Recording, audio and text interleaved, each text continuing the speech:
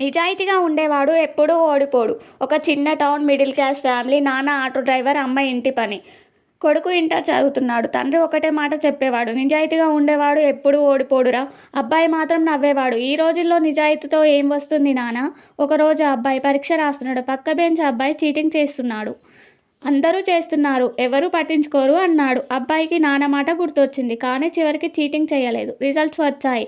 అబ్బాయి ఫెయిల్. ఇంట్లో నిశ్శబ్దం. అమ్మ ఏడుస్తుంది. నాన్న మాత్రం ఏం అనలేదు. అదే రోజు సాయంత్రం నాన్న ఆటోతో ఒక ప్రయాణికుని తీసుకెళ్తున్నాడు. అతను ఎవరో కాదు, వాళ్ళ అబ్బాయి కాలేజ్ ప్రిన్సిపల్. మాటలో మాటగా, నా కొడుకు ఫెయిల్ అయ్యాడు సార్, కానీ చీటింగ్ చేయలేదు. ప్రిన్సిపల్ ఆశ్చర్యపోయాడు.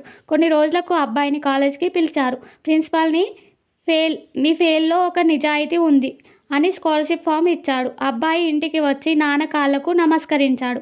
నాన్న చెప్పిన మాట పరీక్షలో కాదు, జీవితంలో పాస్ చేసింది. వీడియోకి ఒక లైక్ చేసి ఛానల్ని సబ్స్క్రైబ్ చేయడం మర్చిపోకండి.